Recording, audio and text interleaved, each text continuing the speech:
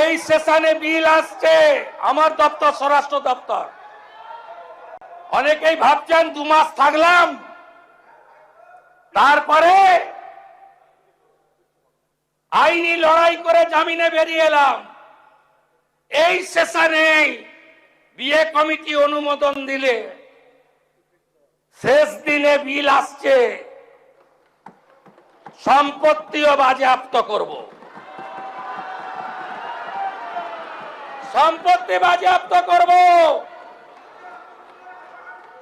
সম্পত্তি অকশন করব। ওই আমতলা হরিশ মুখার্জি, হরিশ চ্যাটার্জি রোডের ওই প্রাসাদ গুলোতে কলকাতার রাস্তায় রাত্রিবেলা ফ্লাইওভারের নিচে যারা থাকে তাদেরকে রাখাবো।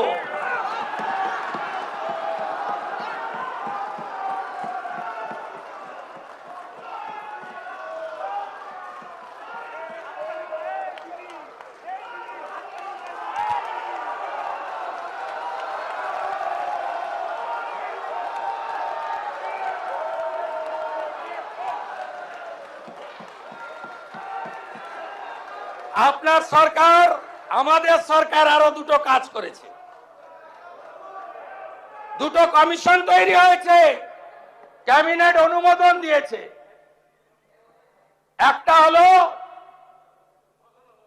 যত মহিলাদের উপরে, বোনেদের উপরে, কন্যাদের উপর অত্যাচার হয়েছে,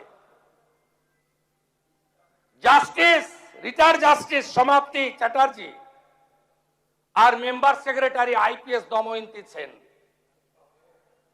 খুঁজে খুঁজে বার করব। আরজি করের বিচার হবে। গোটা বাংলায় আমাদেরকে জিতিয়ে এনেছে। অভয়ের বিচার দিতে 3টে আইপিএস কে সাসপেন্ড করেছি, সন্দীপ ঘোষাদের তাড়িয়েছি, বাকি যা আছে পরিষ্কার করব। তামান্নার মা বিচার পাবে। রামপুর হাটে ওই 6 বছরের আদিবাসী কন্যা, তার পরিবার বিচার পাবে।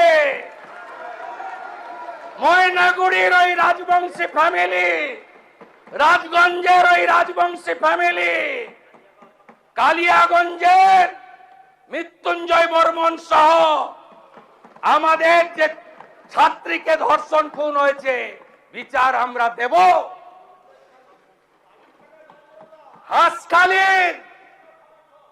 হাঁসখালির নমশূদ্র পরিবার, কামদুনি থেকে Kasba law college, zero tolerance, zero tolerance. HRBC অফিসে কমিশনের কার্যালয়, তার টার্মস এন্ড রেফারেন্স তৈরি হয়ে গেছে। একটাও করতে দেব না। প্রতি মহকুমায় মহিলা থানা, প্রতি থানায় হেল্প ডেস্ক, আর 112 প্রতি থানায় একটি করে গাড়ি। এখন পুলিশ পৌঁছায় ঘটনার 3 ঘন্টা পরে। ওটা ভারতের মধ্যে লাস্ট পশ্চিমবঙ্গ, আর উত্তরপ্রদেশ, গুজরাটে পৌঁছায় 6 মিনিটে। দেখতে থাকুন, দেখতে থাকুন, দেখতে থাকুন কি করছি আমরা।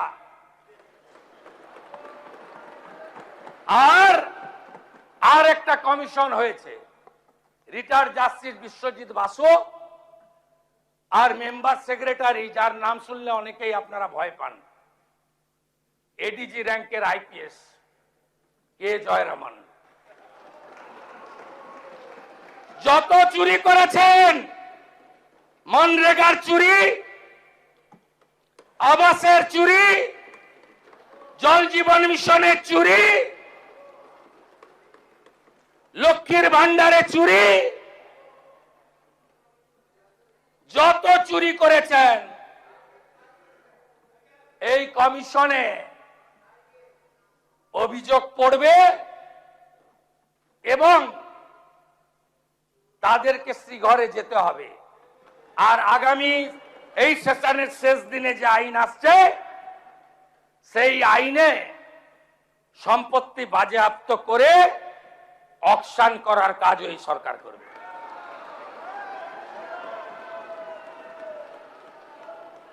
আপনাকে বলছি যে 4,38,000 কোটি টাকার বাজেট কেউ কেউ জ্ঞান দিচ্ছিলেন, বিরোধিতা করার তো কিছু নেই, সুযোগ নেই আপনাদের। বলছিলেন আসবে কোথা থেকে, কোথা থেকে আসবে জানেন? বীরভূমে পাথরে কি করেছেন জানেন?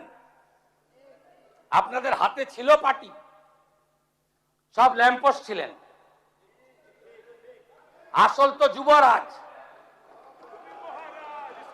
আসল তো ভানুয়াতু।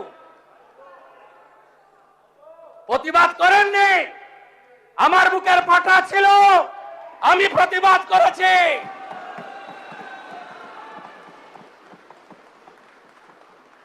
সব মেনে নিয়েছিলেন। 1 বছরে বীরভূমের পাথর থেকে রেভিনিউ দিয়েছেন 60 কোটি টাকা।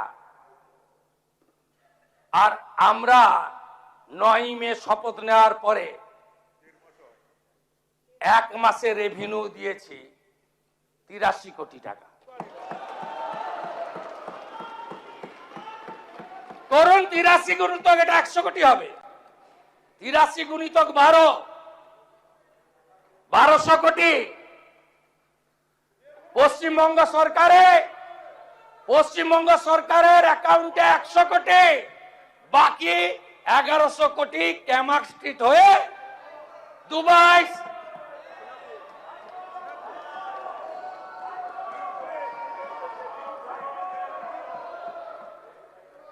ये तो पहले झांकी है, अभी बहुत कुछ बाकी है।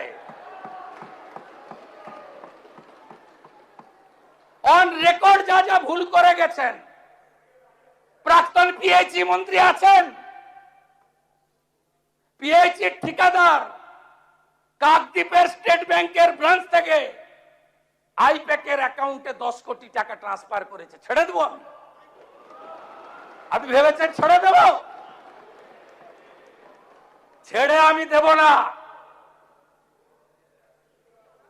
মানুষ এসব করার জন্য আমাদের জিতিয়েছেন। আমি আশ্বস্ত করতে চাই বাংলার গণদেবতা জনতা জনার্দনকে, প্রত্যেকটা হিসাব হবে, বিচার হবে, আপনারা শান্তি পাবেন। আমি আপনাদের মুখে নিকোপ্লাস লাগাবো না। আমাদের দিকে আঙ্গুল তোলার আগে আপনারা যা যা করেছেন সেগুলো বলার পরে আঙ্গুল তুলবেন। কোন ভদ্রলোকের গায়ে কেউ হাত দেবে না। আমরা মনে করি যে শোভনদেব চট্টোপাধ্যায়দের মতো বেশ কয়েকজন ভদ্র রাজনীতিবিদ আছেন, সবাইকে মিলিয়ে ফেলবেন না। সমর মুখার্জিকে দেখলে এখনো উঠে শ্রদ্ধা জানাই। রতুয়ায় বিজেপি কর্মীরা ক্ষুব্ধ হতে পারে, যা সত্যি তাই বললাম।